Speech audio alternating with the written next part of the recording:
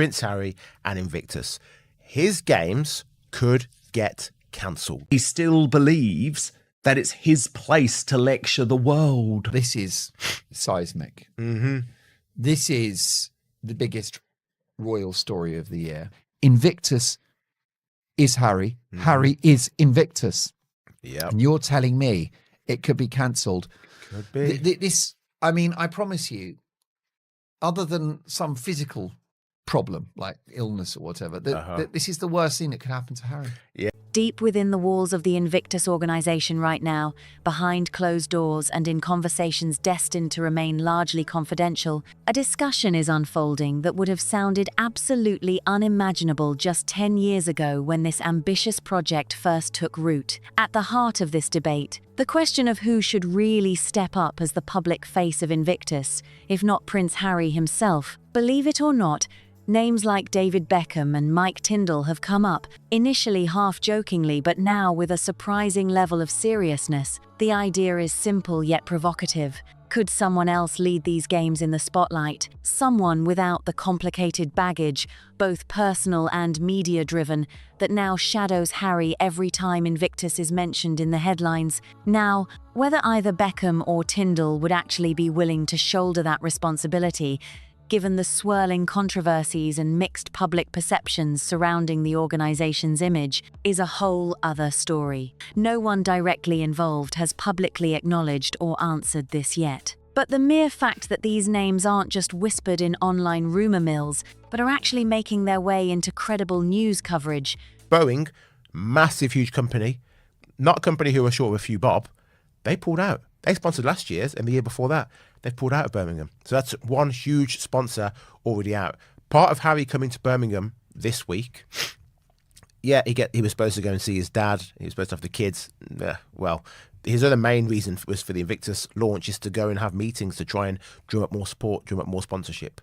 And it's not going so well. Reveals something far deeper and fundamentally more challenging than just a temporary funding. Hiccup or an isolated news story gone wrong, the Invictus brand is wrestling with a much bigger, more ingrained identity crisis, one that won't be easily resolved by patchwork PR fixes. So, to really understand how the organization, along with myself, has landed in this complicated, tense moment, it's important to look at the story as it truly unfolded, step by step, layer by layer. This isn't just another episode in the ongoing saga of Sussex family scrutiny that we've all seen repeated ad nauseum. Instead, this is a complex, evolving issue that deserves a clear-eyed, thoughtful exploration. Stick with me as I break down the path that led to this crossroads, helping you grasp the full scope of the challenges Invictus faces today, beyond the usual headlines and shallow debates. Amid all the swirling stories and fluctuating narratives surrounding this topic,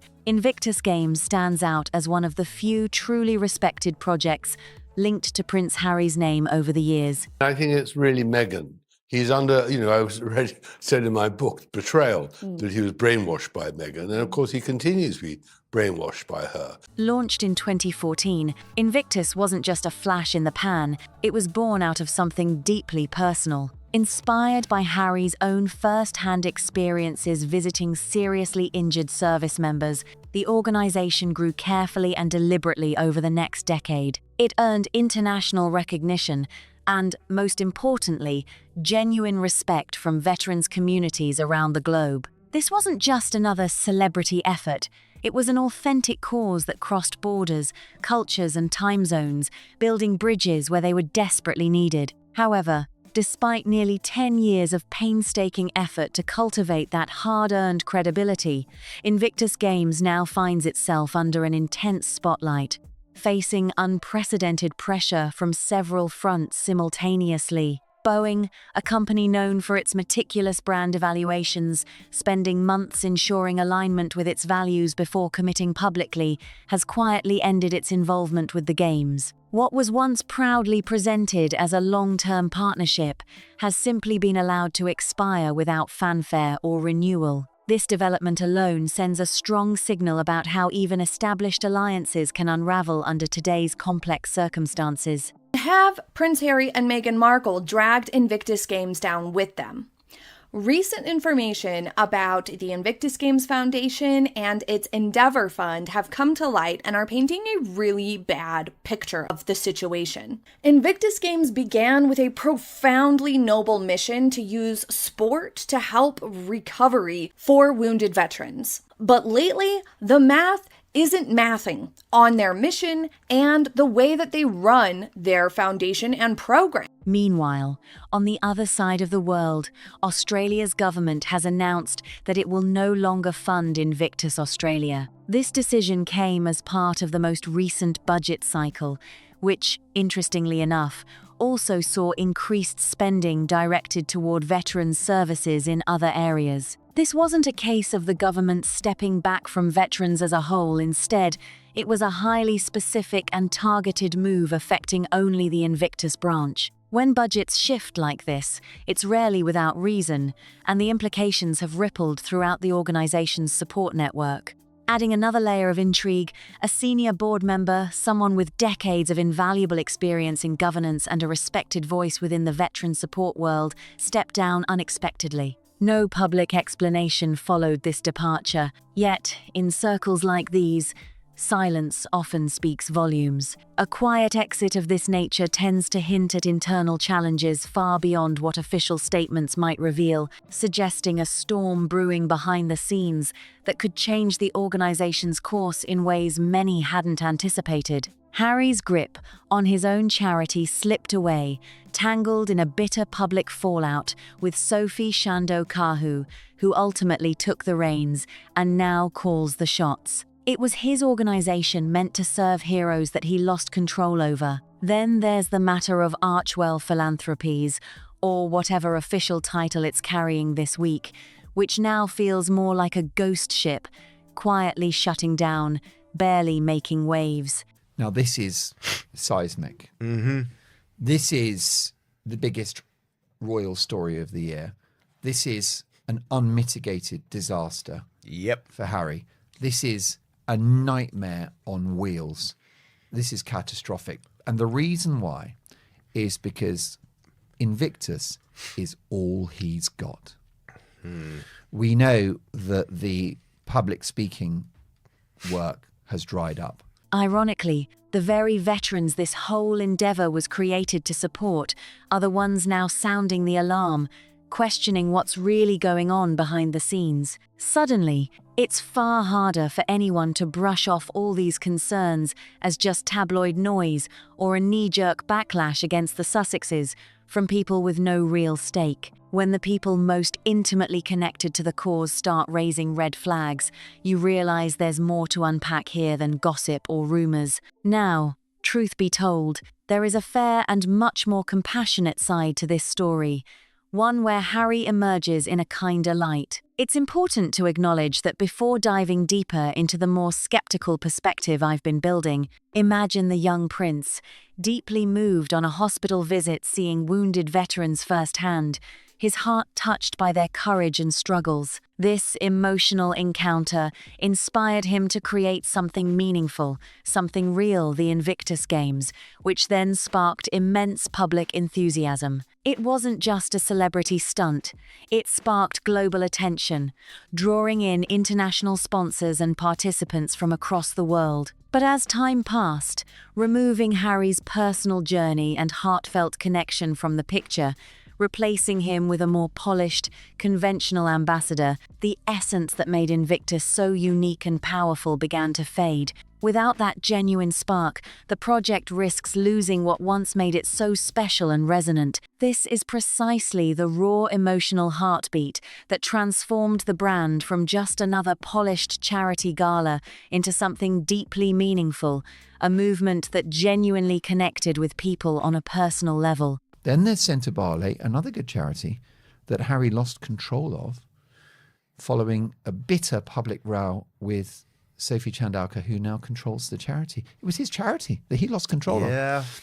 And then there's the Archwell Philanthropies, or Foundation, or whatever it's called this week, which has effectively been shuttered. The folks quietly whispering about Beckham or Tyndall stepping into the spotlight aren't necessarily hoping to recreate a deeper, more authentic Invictus. Instead, what they seem to be favoring is a version that's safer, commercially less risky, easier to manage, and tidier. But in stripping away the founder's personal story and lived experience, they risk losing the very essence that made Invictus resonate so powerfully not only with the public but, more importantly, with the veterans who found something real and vital in it. What we're really witnessing here is the collision between a founder whose own journey sparked the creation of something meaningful and lasting, and a series of unrelated personal challenges, legal battles, security concerns, and even complex family tensions that now cast a shadow over the organization.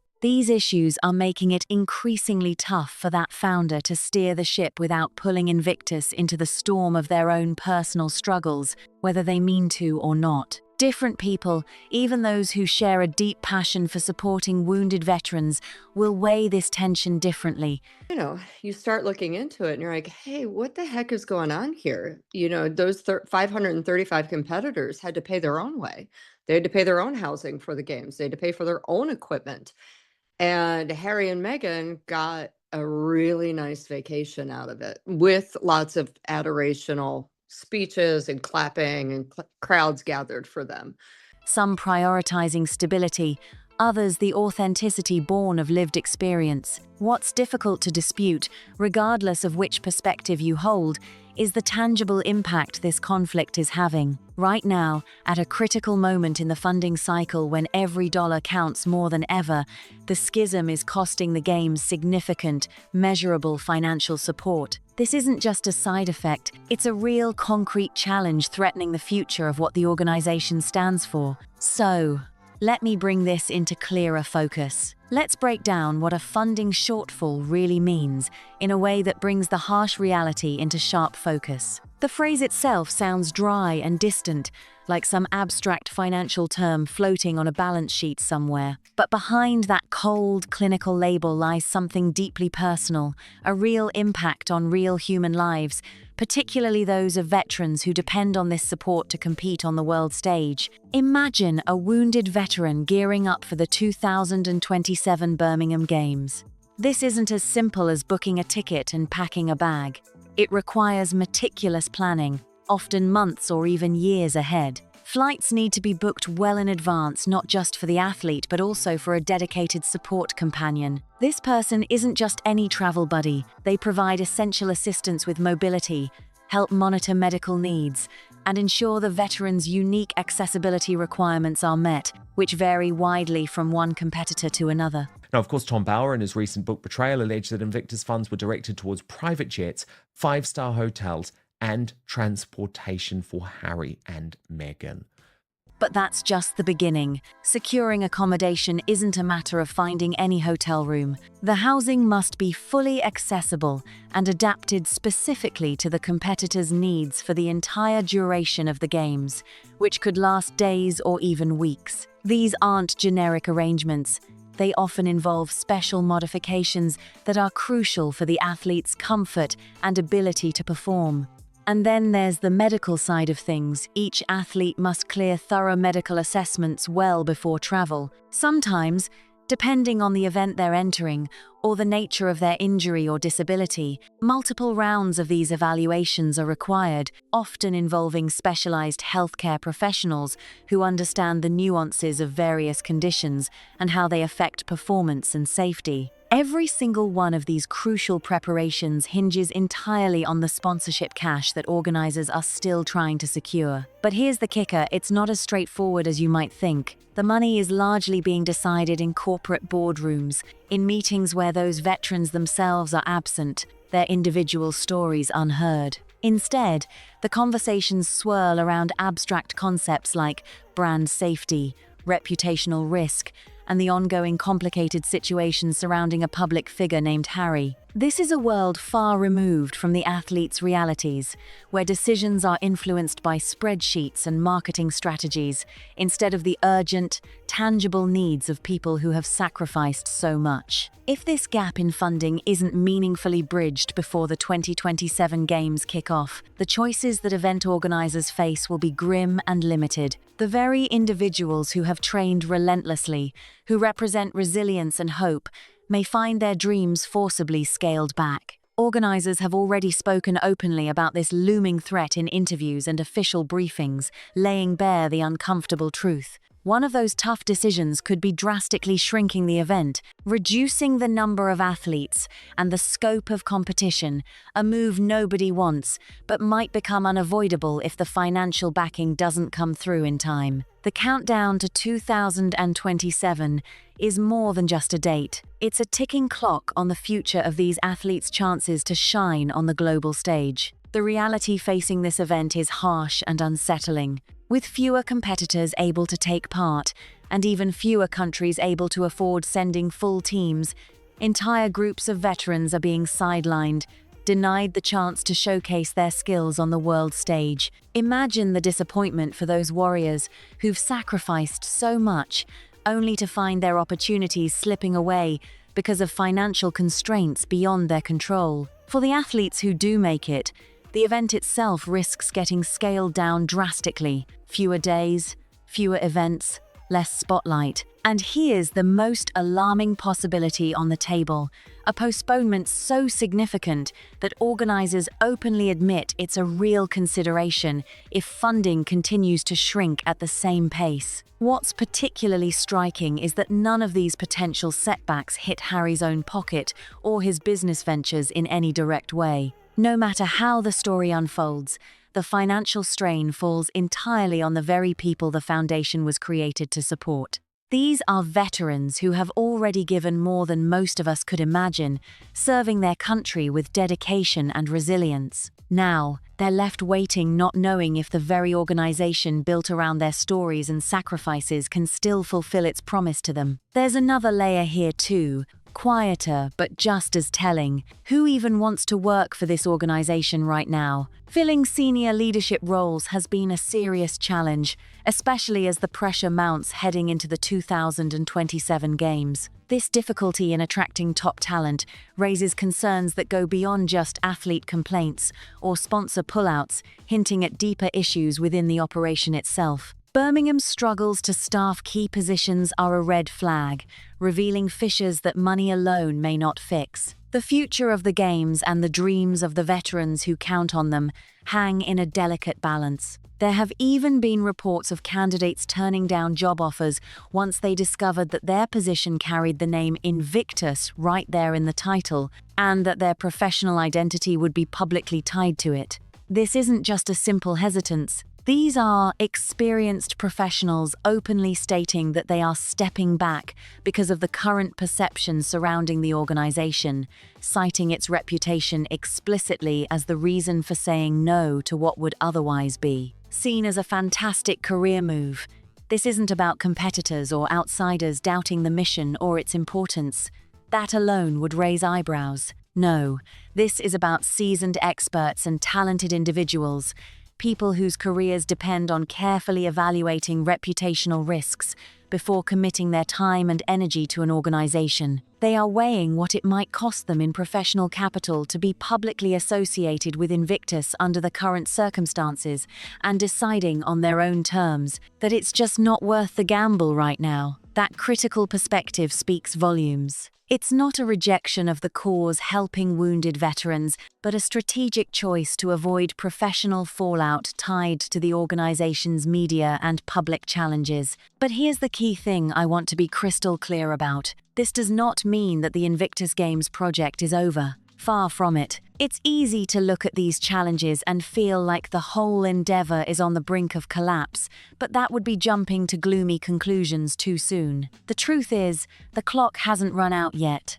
We still have meaningful time on the calendar between now and 2027, plenty of runway for course correction, reinvention, and renewal. There's still a real, tangible opportunity for fresh sponsors to come forward and bridge the current funding shortfall, especially if the organization can start drawing a clear line between its branding and the personal, legal, and commercial situation surrounding Harry. Right now, the blurring of these two distinct issues feeds uncertainty and fuels hesitation, but if moving forward, the message becomes cleaner and the identity more tightly managed, keeping the organization's mission and Harry's personal matters separate in the eyes of the public, then things could begin to turn around. It's not out of reach for a carefully choreographed set of next moves, whether in public appearances, media engagement, or strategic communications, to shift the narrative, open doors again, and breathe new life into the Invictus Games as we move toward 2027. The story is far from finished. The story here is much less about the sensational headlines and far more about the hard, unyielding realities that quietly shape the future. Yes, the possibility remains real and tangible that things could swing back in favor of Birmingham. It's important to acknowledge that possibility honestly, because pretending it doesn't exist simply to craft a cleaner or more dramatic narrative would be misleading. But possibility, as hopeful as it sounds, isn't the same as actual momentum, the kind of forward drive needed to sustain an event of this scale and intricacy. What truly fuels this machine is money corporate sponsorship funds that are often secured years before the first whistle sounds. And right now, the financial currents are flowing clearly in one direction, steadily, unmistakably away from Birmingham. The critical question isn't about the latest controversy, the newest media flare-up, or the heated debates you might have seen online. Instead, the real issue is whether the event's organizers can reverse this troubling financial drain before the funding shortfall grows so large it becomes impossible to manage operationally. If they fail, they will be forced into one of the seriously difficult choices already hinted at publicly, choices that could change everything in ways no one wants to fathom. That's the heart of the matter, far beyond the headlines and the rumors of the week. Meanwhile, a heavier, more sobering possibility is quietly gaining ground behind the scenes, one that's worth addressing before we move on. There's a conversation that once existed only in hushed tones between staff and board members,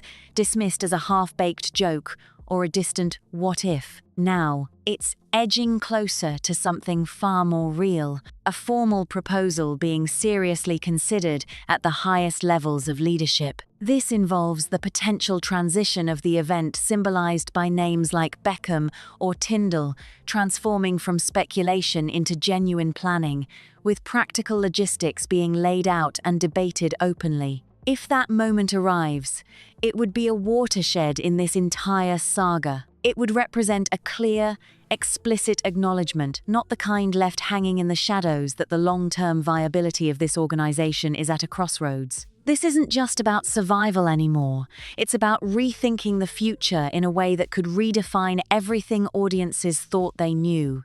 The story here is no longer about the controversies making the news.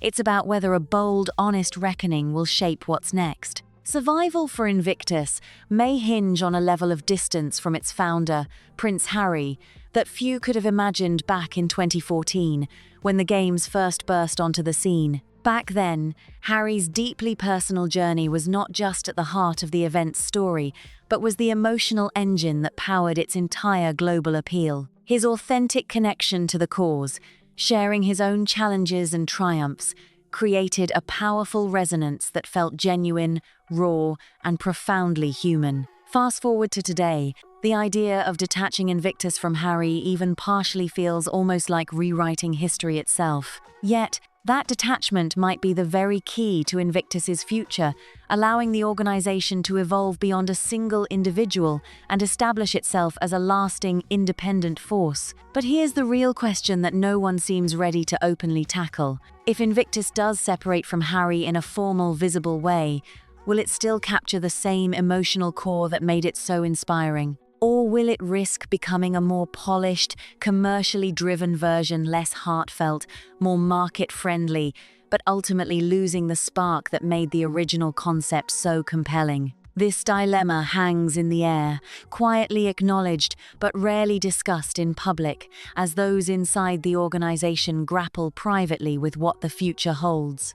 Before we wrap this up, there's one last layer worth addressing, one that often gets glossed over in mainstream narratives in favor of safer, more comforting storylines. Tom Bower's recent book makes some serious claims, suggesting that funds connected to Invictus events were, at times, used for private jet travel and luxury accommodations, five-star treatment, specifically for Harry and Meghan during past games. Now, it's important to pause and highlight this with care. To date, there has been no independent audit or publicly released documentation confirming or disproving these accusations. They remain allegations, and without verified proof, we must approach them cautiously.